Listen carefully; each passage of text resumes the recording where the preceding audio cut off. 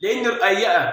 السكينه دي رقيقه، لو هتقطع بيها خروف تقدر تقطع بيها خروف عادي وكل تمام وتكسر معاك الراس من غير برضو ما تتطرم، ولكن حذاري السكينه ديت رقيقه والسلاح بتاعها رفيع. فرق شاسع بين السكينه دي اللي احنا قلنا عليها بتروح وزنها من كيلو من كيلو 200 لكيلو 400. في فرق شاسع بين التخانه بتاعت السكينتين دول في السباكه ذات نفسها. احنا خبطنا على السكينه دي، هنخبط على السكينه دي كده ونسمع الصوت. خدت بالك من الحته دي؟ الصوت بتاع دي مختلف، الصوت بتاع دي مختلف تماما خالص. تحس ان دي خفيفه عامله زي ورقه البفره، ولكن دي ده بقى الفرق ما بين السكينتين الاثنين. سكينه مثلا بتوصل سعرها ل 3000 والسكينه ب 300 جنيه، سكينه بيوصل سعرها ل 2000 جنيه وسكينه بيوصل سعرها ل 200 جنيه. ده طبعا اللي احنا هنعرفه. يعني ممكن سكينه زي ديت اقعد ب6 شهور ويتراوح للسنه. السلام عليكم ورحمه الله وبركاته، معاكم خالد من قناه الشيف خالد مافيا، فيديو جديد كالعاده. ده اللي احنا هنعرفه دلوقتي يا جماعه في الفيديو بتاع النهارده، ان السكاكين رخيصه جدا ومن سعر المصنع وبرخص التراب في عز الموسم بتاع عيد الاضحى، اللي المفروض تكون الاسعار غاليه جدا والسكاكين اسعارها مرتفعه. ولكن انا هحط لك رقم التليفون ورقم صاحب المحل في الوصف، والفاتوره اللي احنا جايبين بها السكاكين اللي هنعرضها في الفيديو دي دلوقتي. سكاكين برخص التراب وسكاكين جميله جدا. طبعا في سكاكين غاليه جدا، ولكن احنا بنستخدم السكاكين ديت عباره عن استخدام سنوي. لو انت عاوز تجيب حاجه تخليها عندك فتره كبيره هتجيب حاجات غاليه، لو انت عاوز تجيب حاجه تمشي نفسك في العيد هتجيب السكاكين اللي انا هقول لك عليها. مع بعض دلوقتي هنشوف الانواع اللي معانا ونشوف الاسعار اللي معانا، وهحط لكم هصور الفاتوره او احطها في اخر الفيديو، اللي عاوز برضه الفاتوره بالاسعار عشان لو حابب يروح يشتري من المكان ده يروح يشتري. هنبدا دلوقتي يا جماعه. زي ما حضراتكم شايفين اول حاجه هنا اهوت احنا معانا 5 كذلك بنفس الشكل ده اللي هم دول. الكذلك بيتراوح سعره من 80 ل 100 و110 في ايام الموسم. يعني ممكن تجيبه ب 75 ب 80 ب 100 في المحلات اللي هي بتبيع قطاعي. لو هتجيب من المصنع بتجيب الحته دي مثلا ب 80 جنيه او ب 100 جنيه ب 110 كحد اقصى. تمام، نفس المسنه نفس الكذلك. الكذلك ده لو انت هتشفي حاجه هتقطع بيه قطعه لحمه صغيره، ده في التشفيه هيكون معاك كويس بالنسبه لتشفيه الضاني. تمام، معانا 5 كذلك هم بنفس الشكل. ال5 كذلك دول عاملين 400 جنيه. طبعا الماركه دي انا بحبها كماركه في التشفيه، او السلاح ده عامه اللي هو الرفيع الرقيق بيكون كويس معايا في التشفيه. وبرده كذلك الامر تقدر ان انت لو عاوز تذبح بيه في العيد، الكذلك ده بيكون كويس جدا في الجرح او في الذبيح عامه في عيد الاضحى. وهنعمل لكم فيديو طريقه الذبح حسب الطريقه الشرعيه، طبعا عشان في ناس كتير ممكن تذبح الذبيحه ويكون ذبح غير شرعي. يعني معنى ان هي كده الاضحيه ما تجوز، لا الاضحيه تجوز، ولكن هقول لك على الذبح الصح. ان في بعض الناس ممكن لما بتذبح الاضحيه بتلاقي في قطع في العجل او في الخروف فيها زي عباره عن دم مجمد في الفخذ او في اي مكان من الخروف او في العجل او في الذبيحه عامه. ولكن هنقول لك تتفادى الحاجات دي ازاي، واخطاء بيقع فيها الكثير من المضحيين في الذبيح والتعامل مع الاضحيه. تمام، ولكن خلينا نرجع لموضوعنا تاني، وهو موضوع الكذلك الجميل ده. الكذلك ده ب 80 جنيه واقصى سعر ليه 110. تمام، ده ممكن تذبح بيه، ممكن تشفي بيه، ممكن تعمل بيه حاجات كتير جدا، وهو في الذبيح ممتاز فوق الخيال، لان شفرته بتكون رقيقه ولما بيمشي على المستحد، ومعانا مستحدات طبعا مستحدات فرنساوي ومستحدات مستوياتها عاليه جدا. ده في الذبح بيكون كويس وفي التشفيه. ده بالنسبه لده. لو عاوز بقى حاجه للسليخ، في حاجات في معانا مستويين بنفس الشكل ده. سلاح بيكون عريض شويه وسلاح بيكون صغير شويه. ده بنستخدمه في البقري. ده لو انت هتذبح عفوا لو انت هتسلق بقري تستخدم العريض شويه، لان بيكون محمل عشان خاطر اللحم الجلد البقري بيكون جامد شويه. ولكن الحاجات الرقيقه اللي هي الخفيفه بنستخدمها في الضاني، ان الضاني بيكون جلده رقيق او الجدي عامه يعني. تمام، زي ما حضراتكم شايفين برضه هو ده برضه ينفع ويجوز للذبيح عشان خاطر فيه 3 مسامير. تمام، يبقى ده الرقيق ده نذبح بيه برضه عادي، يجوز للذبيح وفي نفس الوقت ده للضاني. يبقى ده نستخدم العريض المحمل للبقري، وفي نفس الوقت نستخدم اللي هو الخفيف الرقيق للضاني. معانا سكينه هنا بقى يا جماعه. السكينه دي مختلفه تماما ورخيصه جدا. ليه مثلا السعر بتاعها 300 جنيه؟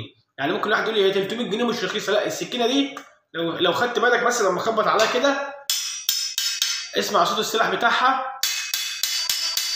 ممكن واحد يقول لك يا عم السكينه دي رخيصه، في سكينه ب 300 جنيه او ده غاليه، في سكينه ب 300 جنيه ده غاليه جدا، دي تعمل 200 او تعمل 150، ولكن مش السلاح ده او مش الماركه بتاعه السلاح ده. طبعا كل السكاكين اللي في السوق عامه كلها صيني، ده عشان تبقى انت واخد بالك، ولكن بتختلف في الدرجات بتاعه السلاح ذات نفسه، او في المعدن نفسه بتختلف. ممكن تلاقي صيني فرز ثالث، فرز رابع، فرز خامس، فرز اول، فده بيختلف معانا. السكينه دي برضو تشتغل بيها في الضاني، ولكن ما ينفعش تشتغل بيها في البقري لان رقيقه.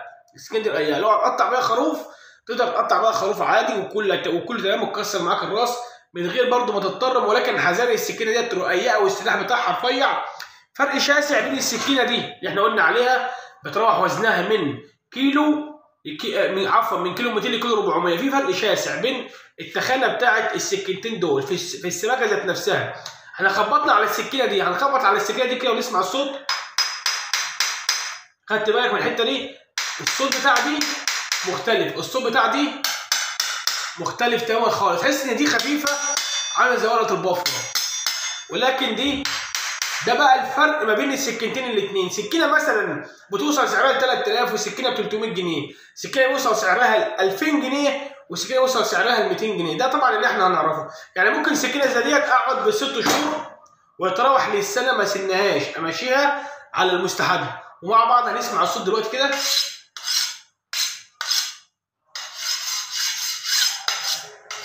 ممكن تقعد 6 شهور ما تتسنش. السكينه ديت طبعا مختلفه عن دي تماما. السكينه زي دي اسمع دي، يقول لي واحد يقول لي دي صوتها انعم لان شفرتها رفيعه. السكينه ديت هي خفيفه، يعني على قد توضب بيها ريشه، تقطع بيها مثلا حاجه خفيفه في الخروف. بقى احنا كده عرفنا الفرق ما بين السكينتين. تمام. معانا بقى سكاكين تانيه، وهي لو انت عاوز تكسر بيها رجول او تكسر بيها مثلا راس عجل. السكينه دي تكسر راس العجل؟ يا عم السكينه دي ما تنفعش. مثلا ده بنكسر بيه راس العجول اللي هو الشواتير التقيله اللي زي كده.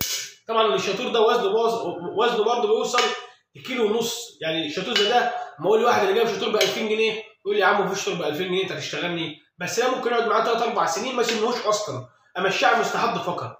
شايفين الشاطور ده عامل ازاي؟ في منه 200 جنيه، في منه 300 جنيه، في منه 400، في منه 500، في منه 1000. ولكن طبعا احنا كصناعيه في التجاره بنجيب العده اللي تريحنا فيما بعد، ما بنسترخص في العده. نجيب العده اللي هي الشعبي اللي هي بنستخدمها في حاجات خفيفه، اما العده اللي هي عليها كل الشغل او الحاجات الثقيله لازم يكون عده ثقيله جدا او عده سميكه او عده غاليه. ده بالنسبه نرجع للسكينه ثاني. السكينه ديت يا جماعه برضو سكينه اسمها سكينه او ماركه الفيل. زي ما حضراتكم شايفين الماركه دي ممكن ما تكونش باينه اهيت، زي ما حضراتكم شايفين دي اسمها ماركه او علامه الفيل، على علامه الفيل زي كده.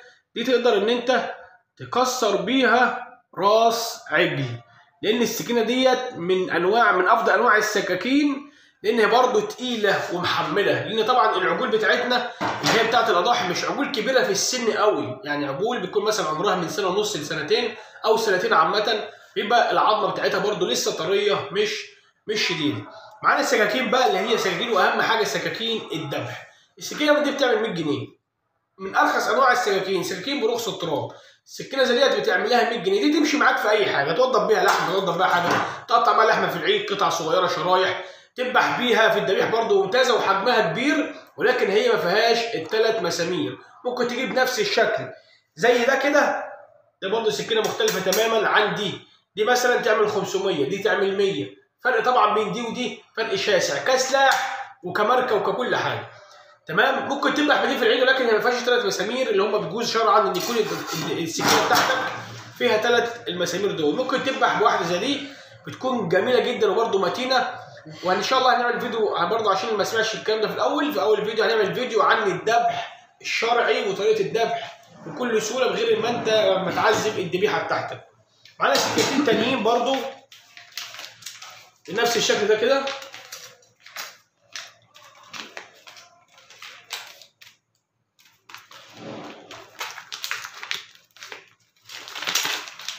الناس كام عايزه تطلع اهي. سكينه زي دي السكينه ده زي ديت انا بستخدمها في توضيب الكباب الضاني. طبعا السكينه ديت برضو لها مميزاتها ولها عيوبها، لان هي طويله جدا ممكن تعور بسهوله جدا، اللي ما يخليش باله بيها وهو شغال ممكن يتعور. لكن انت لو عاوز سكينه تقطع بيها لحمه او تقطع بيها حاجه دي كويسه. وكمان لو هتشتغل في لحمه سخنه السكينه ديت كويسه جدا بالنسبه للحمه. لو هتشتغل او تقطع بيها لحمه في العيد ديت كويسه جدا. السكينه دي بتروح سعرها من 100 ل 150 جنيه، وحد اقصى 150 جنيه، ما بتعديش عن كده. تمام؟ ده سعر المكان اللي انا حاطه لك في حساب الوصف، سعر جمله من المصنع. معانا هنا بقى هنرجع للمستحدات بتاعتنا. معانا مستحد بنفس الشكل ده. المستحد ده طبعا اهوت لسه جاي، دي الماركه بتاعته اهي. المستحد ده من المستحدات اللي هي النظيفه. تمام؟ تقيل، نسمع صوته كده ونسمع السكينه وهي ماشيه عليه كده اهو. سامعين الصوت عامل ازاي؟ في من ده عامل 500 وفي من ده بيعمل لحد 3000 جنيه، من 1500 لحد 3000 جنيه. ولكن لو انت على قدك انت هتبيع في العيد ممكن تجيب حاجه بسيطه. تمام؟ او حاجه احنا هنا في السعر ما تجيبش حاجات غاليه قوي. تمام؟ وهنقول لك دلوقتي السكاكين اللي انت تقدر ان انت لوحدك يعني تقطع بيها اضحيه العيد او تذبح بيها اضحيه العيد. ايه السكاكين المستخدمه لاضحيه العيد بالظبط، او ايه الحاجه اللي هي مستخدمه لأضحية العيد او تكفي ان انت تذبح او تعمل بيها خروف.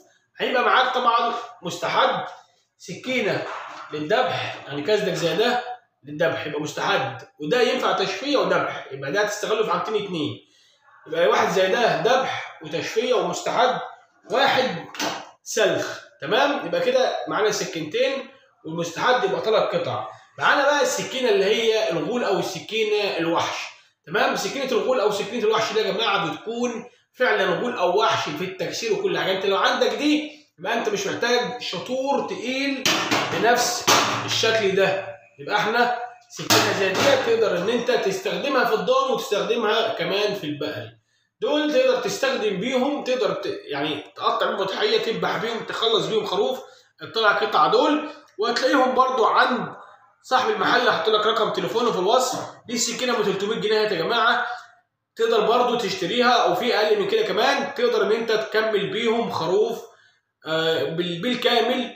ولكن عشان ما تقولش اكتر من كده في الفيديو، اللي محتاج اي حاجه يراسلني على الواتس او اكتب لي في التعليقات وقال لي السكاكين اهي يا جماعه.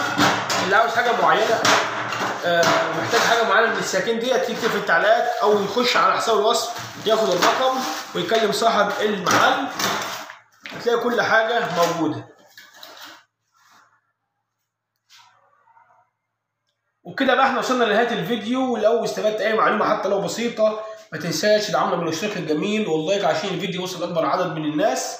طبعا زي ما قلنا في الفيديو ان في سكاكين رخيصه وفي سكاكين غاليه وكل حاجه لها استخدامها. وكده بقى احنا وصلنا لنهايه الفيديو.